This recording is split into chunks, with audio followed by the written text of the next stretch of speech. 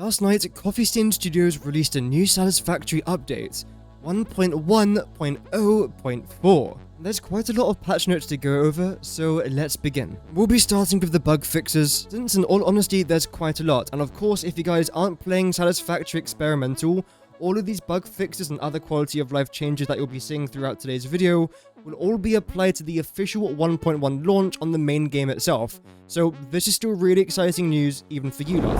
They fixed automatic blueprint connections, not copying customizations applied in the building they are connecting to. I suppose what they mean by this is that, let's say for example you've got a blue constructor that's producing iron plates, you then use the blueprint auto connect, but suddenly that blue constructor is now default settings, and you're no longer producing iron plates, again it's just reset to default.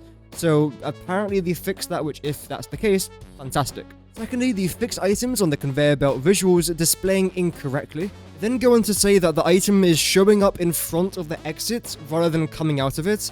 I'm guessing this means that the item essentially spawns out of the conveyor lift and then again gets transported along the conveyor belt. I've never encountered that bug myself, but it's good that they have indeed fixed it. Also, they do say here, please note that reverse conveyor belt lifts that are affected by this will have to be rebuilt in order to fix this.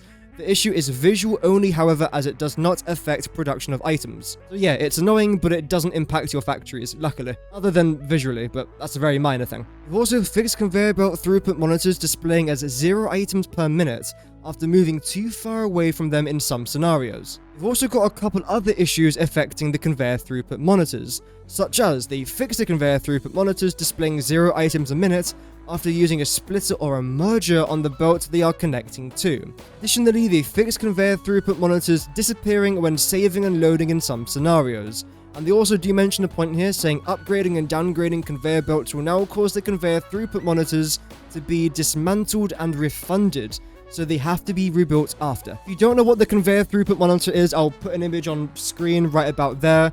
They are an incredible addition to update 1.1. They were a bit buggy, I did notice this on day 1, and it's fantastic that they are fixing this. Granted, update 1.1 has been out now for a fair bit, but bear in mind, we are playing the experimental version.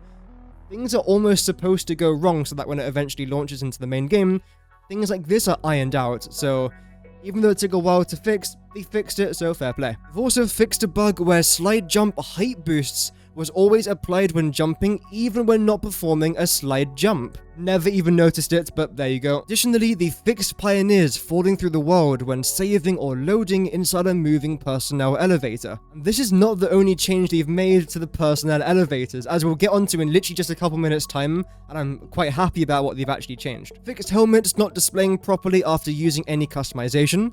Fixed power connection being offset in the fuel generator. That seems like a pretty big problem, so I'm actually quite happy they fixed that. A potential fix for crashes related to building railways and train stations, platforms, and multiplayer. Like I mentioned in my last patch notes video from a couple weeks ago now, I don't play multiplayer, so if you guys do let me know if you've noticed any changes in the last 24 hours. Now, I don't quite know what this next one means. Fixed being unable to through conveyor walls. I'm guessing this means to go through conveyor walls, because as of right now, well, before this patch update, if you were to place down a conveyor wall, you can't go through it.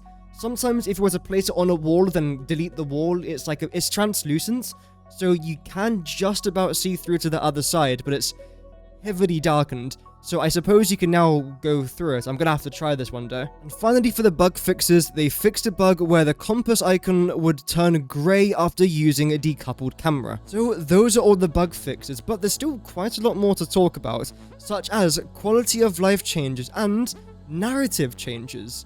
What do I mean by that? Well, let's find out. When it comes to quality of life, the personnel elevator now supports nudging. Again, this is a great success. When update 1.1 very first came out, one of the first things I said in the video was, I kind of wish that personnel elevators were able to be nudged. In fact, if you do watch the video where I talk about personnel elevators, I do actually state that as well, so the fact they did change this is fantastic. And the second quality of life change is that conveyor wall halls now support nudging, which is absolutely fantastic.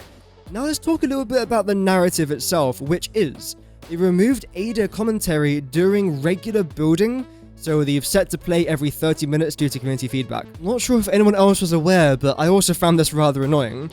It seems that Ada was recently diagnosed of constant yap syndrome. I don't know what it is, but over the last couple weeks, I would say, Ada hasn't stopped talking.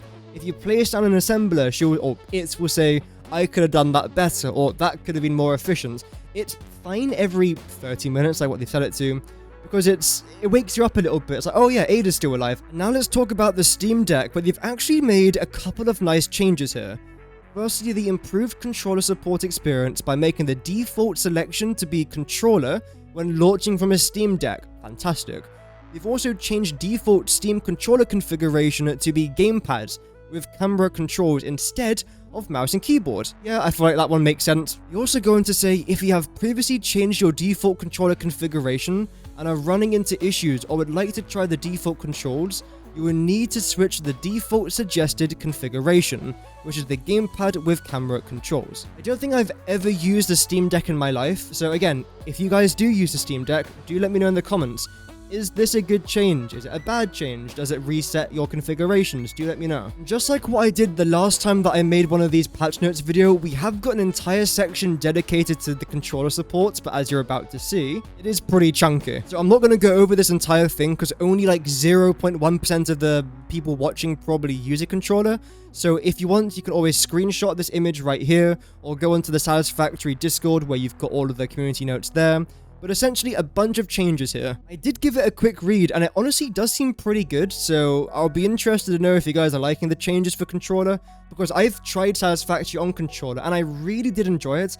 It was a little bit chunky in some places, but overall really good stuff. Having said that, I'm a massive controller fan, so I had a feeling I was going to like it anyways. Moving to the final three things, we've got modding, dedicated servers, and localization. Starting with the modding, where they removed factory game API import and export from the factory game blueprint open connection manager. That could be in Chinese, I don't know what that means. But they've changed it, so there we go. Now onto dedicated servers. They fixed infinite loading screens after server save and load cycles on Linux detected servers. I'm sure that PewDiePie will be very happy with that change. Secondly, there's a potential fix for crashes when reloading a save whilst the server is running and there are clients in the session. Lastly, we've now got some localization changes, where they've added Ukrainian language as one of our official languages, thanks to our friends at the Unlock team for the Ukrainian localization. Дуже мило. They've also updated community translated languages with the latest translations, and the updated language completion rates. This was only a small update, but I want to try and provide you guys with all the Satisfactory news. Hopefully we are going to get an official release date for update 1.1 coming into the main game itself. Like I just mentioned, I want to try and cover all Satisfactory news, so when we do get an official date for that, I'll make it into a video.